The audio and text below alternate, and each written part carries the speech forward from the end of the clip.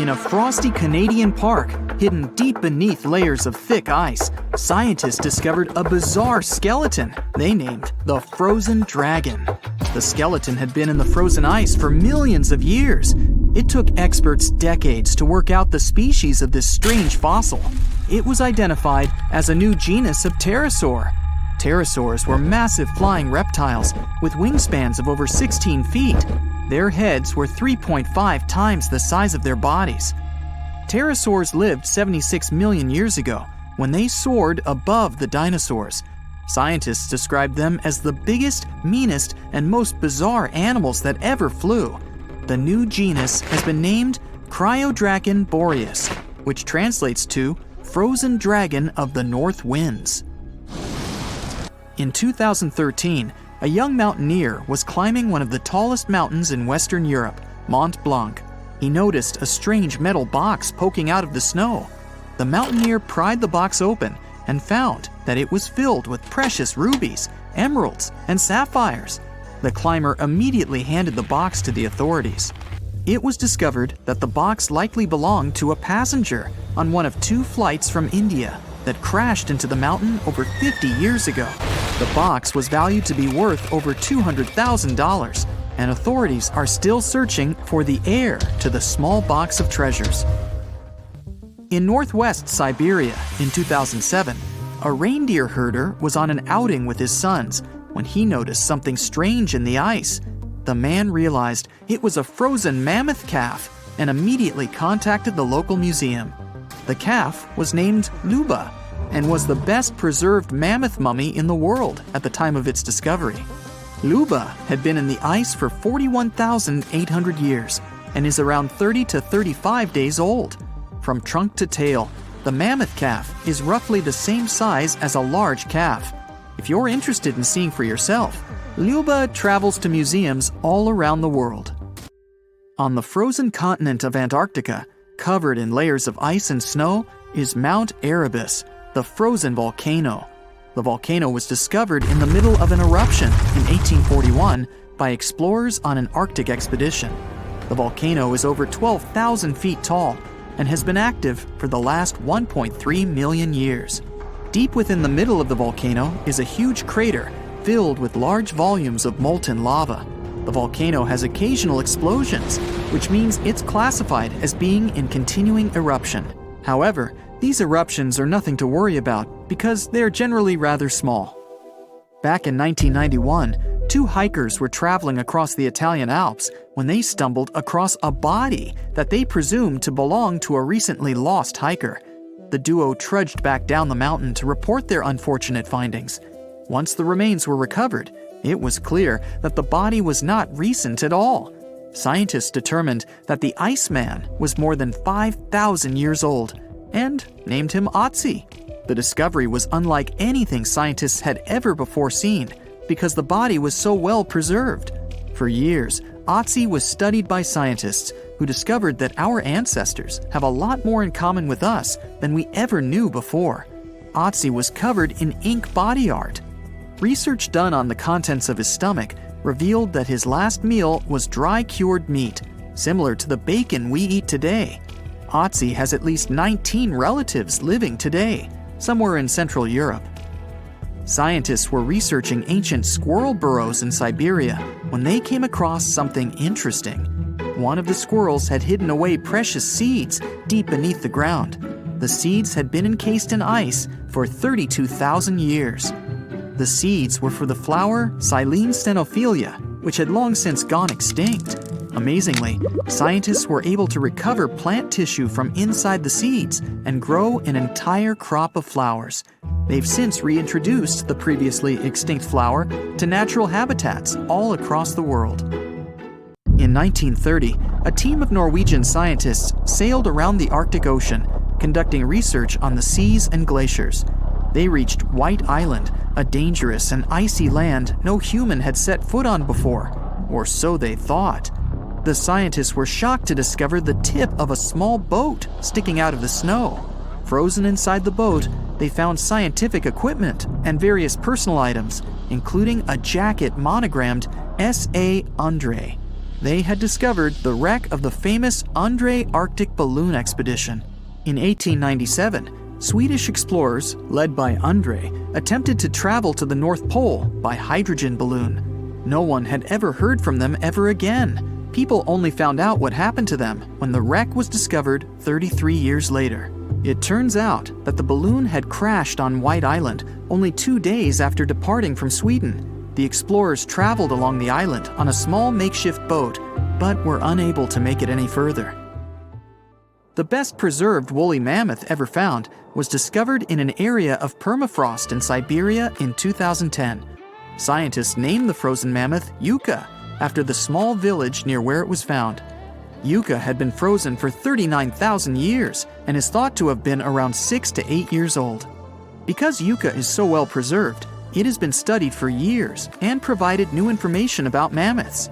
In 2019, scientists reported that they were able to activate cells taken from Yucca's tissue. Maybe one day we'll have woolly mammoths roaming the land. From looking at pictures and videos of Antarctica, the continent appears to be freezing cold, covered in snow, and flat, except for a few small hills. Scientists believe that too.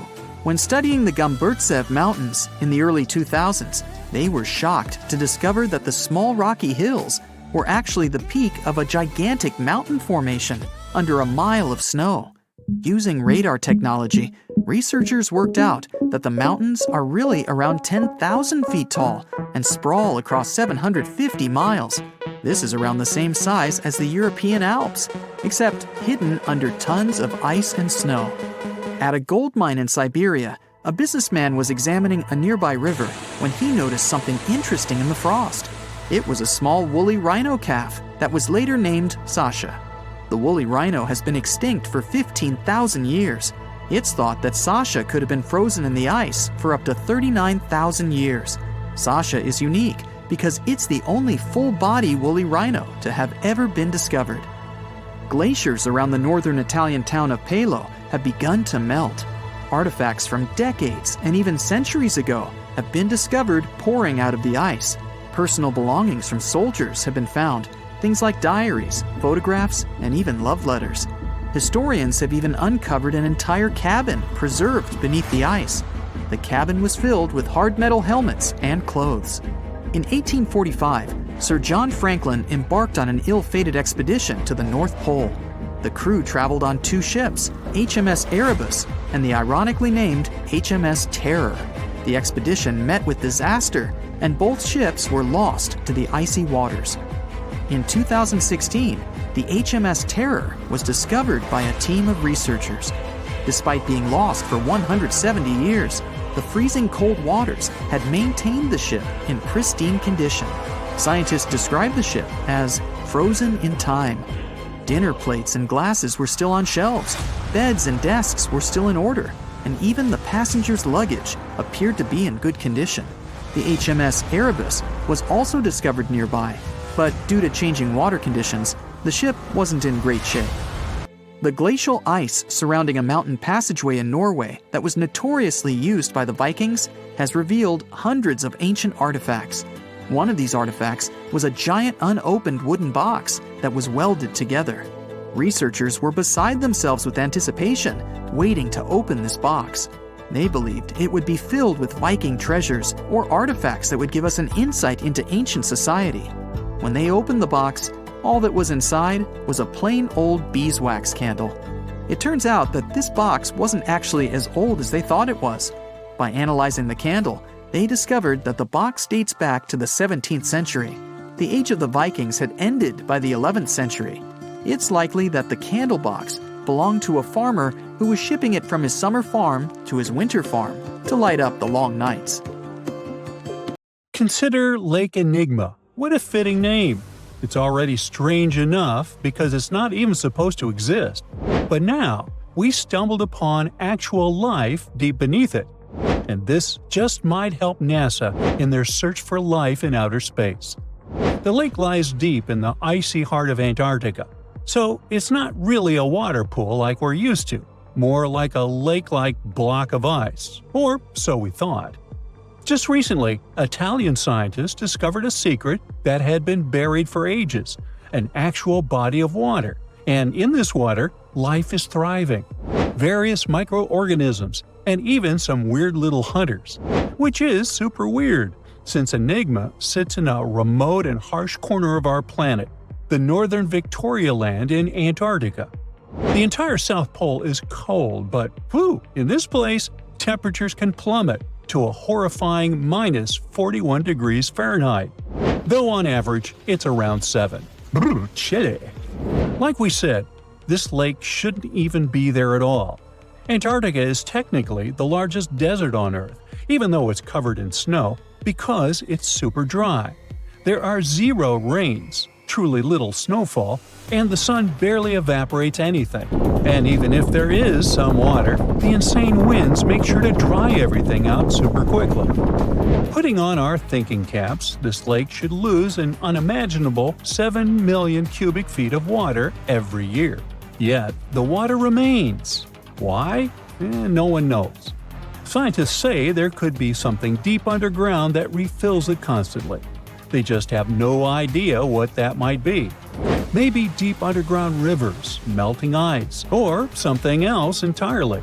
But hence the name, the Enigma Lake. The block of ice we mentioned is permanent and super thick, at least 36 feet of it, and that's higher than a 3-story building. So researchers decided to check out if there's anything beneath it. They used a so-called ground-penetrating radar, a super smart echo detector for the ground. This radar sends invisible radio waves into the Earth. When they hit something underground, like rocks, water, or anything else, they bounce back to the device.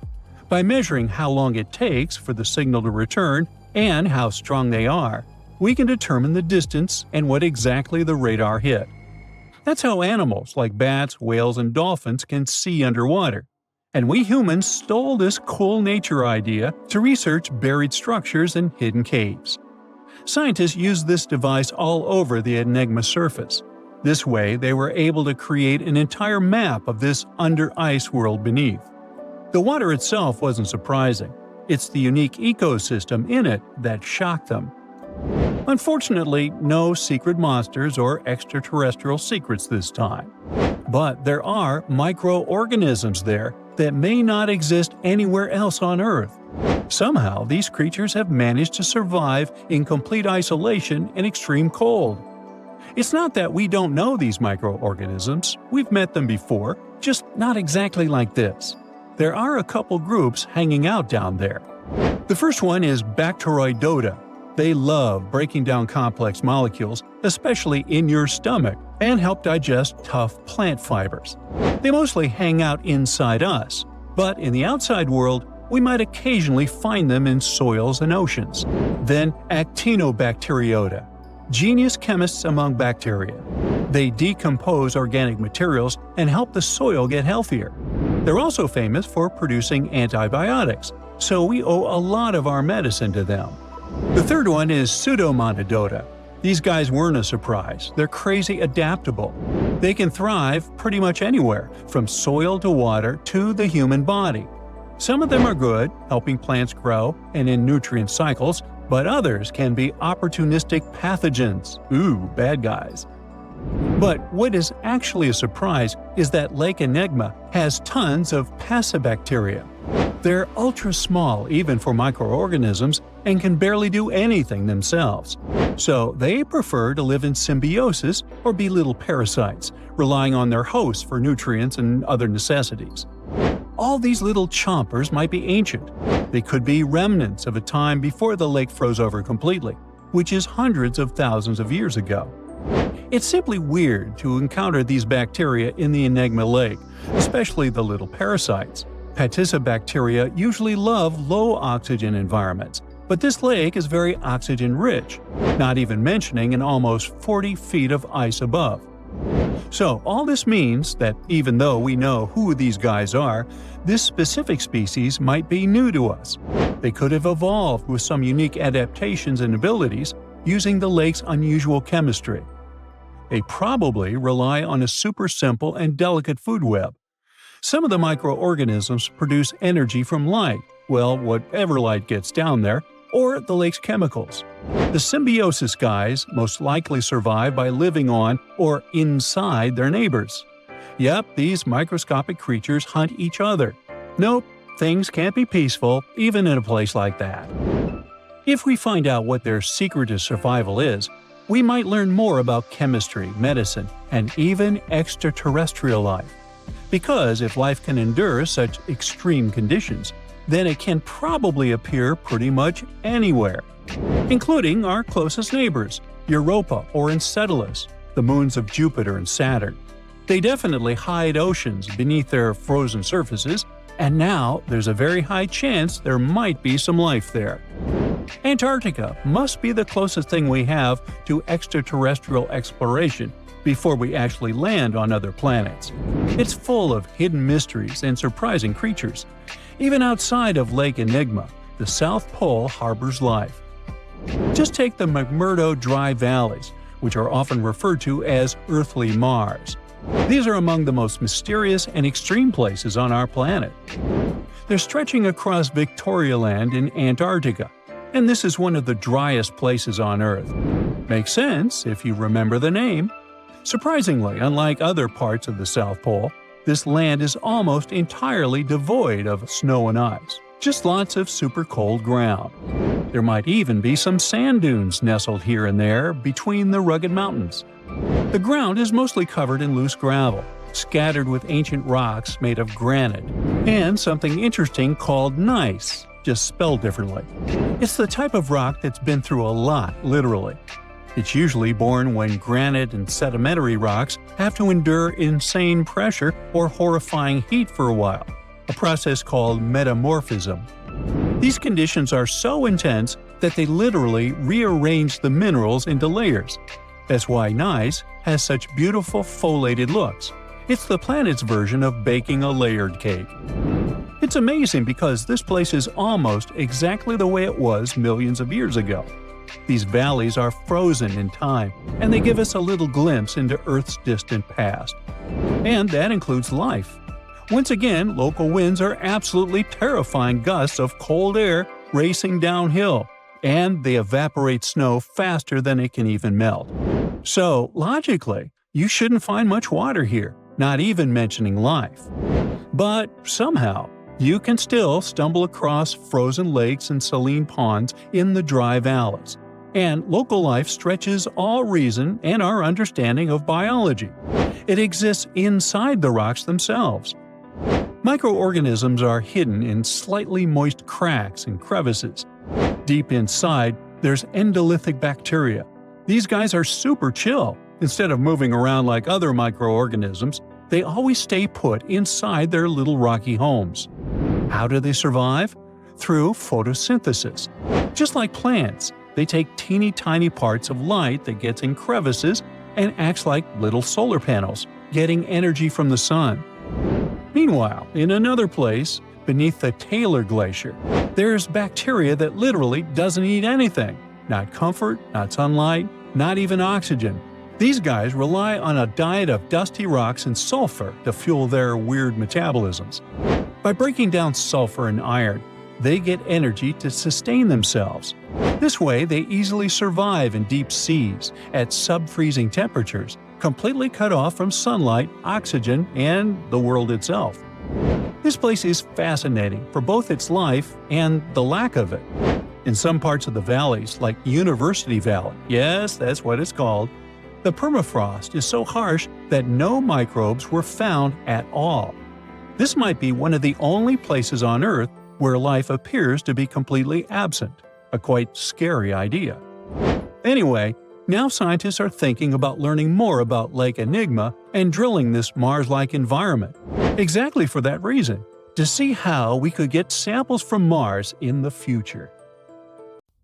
Ever since Plato wrote about the allegory of Atlantis, humanity has been fascinated with the possibility of the discovery of a thriving underwater civilization. Fancy joining me on a trip to a few historic underwater sites? Let's see what we can find out about ancient civilizations.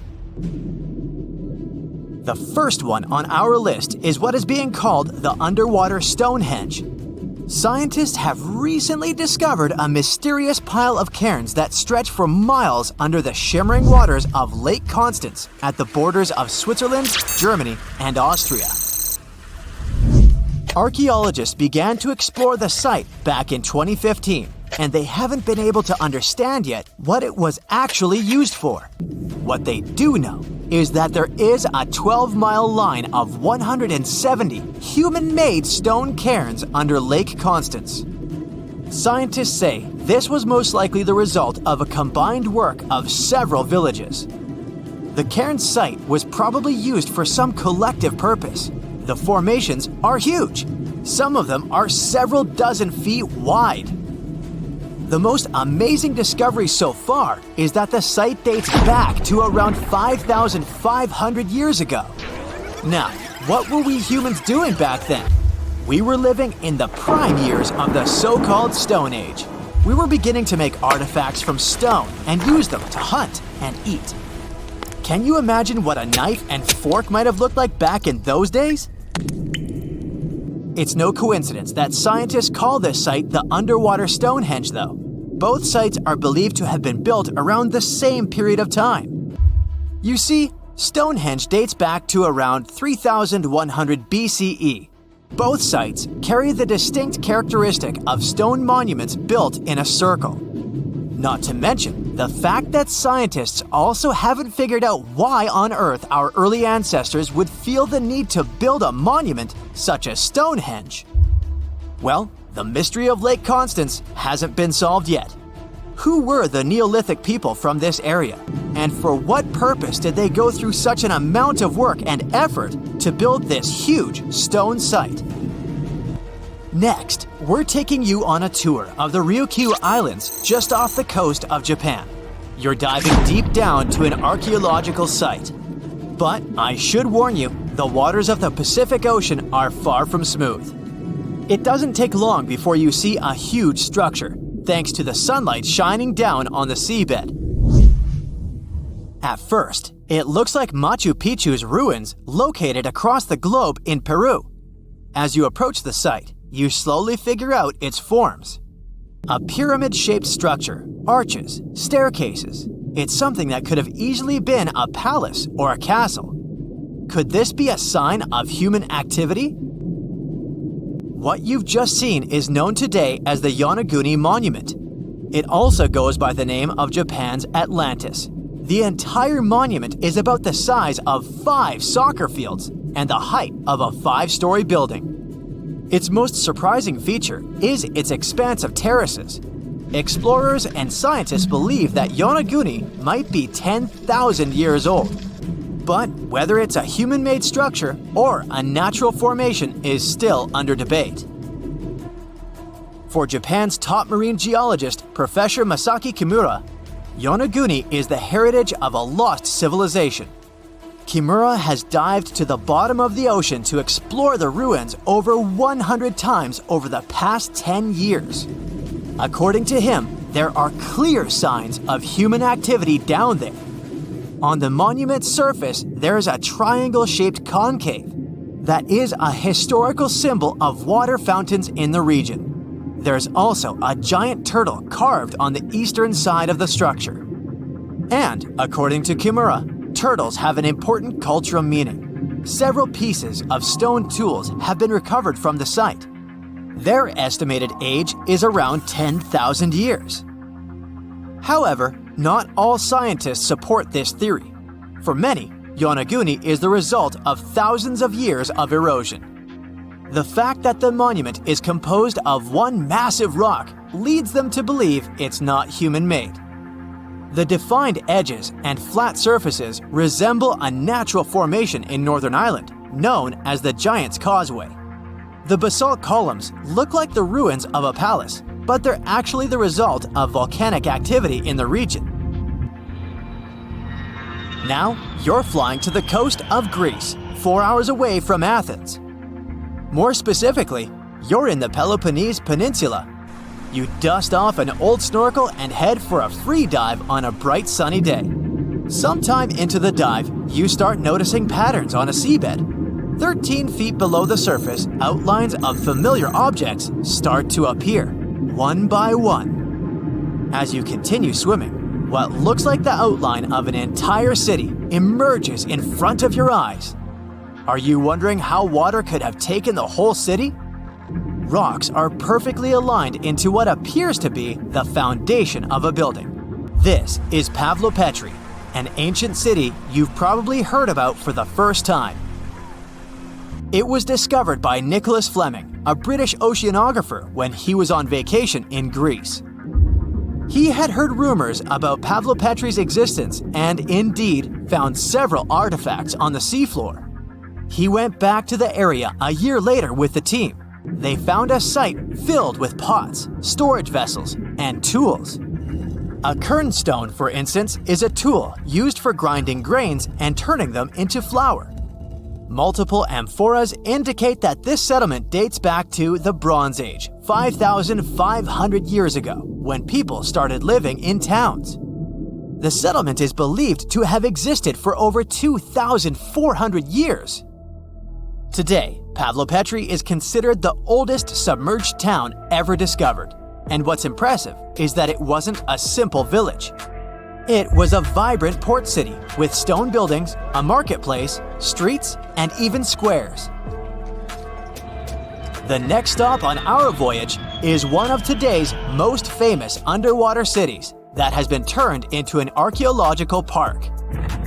The city of Port Royal in Jamaica exists only below the surface, but in 1692 it was one of the wealthiest cities in the Western Hemisphere. Port Royal was the center of the British Empire at the time and an important trade city that attracted people from all over the region. It was also home to real-life pirates of the Caribbean. On the morning of June 7, 1692, the people of Port Royal met a different fate than they had probably expected. The city woke up shaking. People were thrown out of their beds by the power of a massive earthquake, ranking 7.5 on a Richter scale. One survivor said he had seen Earth opening up and swallowing the whole town. What he said could be true, as the city was mainly built on sand. The ground swallowed buildings, roads, you name it. Geysers erupted, and finally, waves as big as 10-story buildings hit the city. About 33 acres of the city disappeared under the water. Amazingly, most of its 17th century remains are still in good condition under 40 feet of water. Archaeologists have found taverns, storage rooms, kitchens, and recreational buildings used for diverse purposes. You can also see a grand lion statue, a submerged bridge, and many picturesque arches. Of course, I saved the best for last: India. Just off its coast lies another sunken marvel. A site known as the Lost City of Cambay is located in the Gulf with a similar name. It remained undiscovered until 2001, when the National Institute of Ocean Technology made a routine water assessment. With the help of sonar technology, which sends a wave sound to the bottom of the sea, they found something far beneath the surface. Images showed well-defined geometric shapes spread along a 5-mile stretch. The remains date to more than 9,500 years ago, meaning this civilization was lost at around the end of the Ice Age. Debris recovered from the site included construction material, pottery, beads, sculptures, and even bones. Scientists argue whether these artifacts are indeed from the site, but if they truly are, then the lost city of Cambay might be the oldest civilization in the world. Look at those lush coniferous forests and tundra. What a wonderland. You may have mistakenly thought it's Canada, but it's not. It's Antarctica, about 34 million years ago. So what makes Antarctica this frigid today? It turns out a mix of dropping carbon dioxide levels and some tectonic shuffle played a huge role in transforming this ice-free paradise into the frozen continent we know now. About 50 million years ago, CO2 concentrations were sky high, strutting around at around 1,000 to 2,000 parts per million. But as those levels tumbled down, global temps started to drop, paving the way for the mighty ice sheets that later took over Antarctica. While the CO2 dive was happening, tectonic activity was also working its magic. The big split between South America and Antarctica opened up the Drake Passage, which created the Antarctic Circumpolar Current. This powerful current acted like a bouncer, keeping warm air and ocean currents from crashing the Antarctic party, and helping keep things rather frosty. If you mix up Australia and Antarctica, you're not that wrong. These two continents used to be one. If you mix up Austria and Australia, it's much worse. By the way, don't fall for the internet myths and memes. There's no help desk in Austria specifically for people who intended to fly to Australia. Now, look at this magnificent Australian pink beach. It's precious, and not in a figurative sense. Those mysterious pinkish sands are actually garnet, and it's widely used in jewelry. Geologists studied those sands and came to the conclusion that the garnet contained there is older than local mountains. That doesn't make sense, right? In fact, it does. You see, Australia didn't used to be this very detached continent as it is now. Many millions of years ago, Australia and Antarctica were part of the supercontinent Gondwana, and glacial erosion released the garnet, which eventually made its way to the beach. These sands formed when South Australia was flat and chill, long before the mountains appeared. Most garnet gets washed away, but this batch has a rich history, tracing back to glacial rocks in the Transantarctic Mountains. So this pink sand comes from an ancient mountain range hidden under Antarctic ice. Not only does Antarctica ice hide gems like garnet, if you look harder, you might find entire buildings. Sounds insane, but this is exactly what a British explorer did. His name is Chris Brown, and he uncovered an entire building beneath the ice. He was traveling to the pole of inaccessibility, and it all started with a bummer.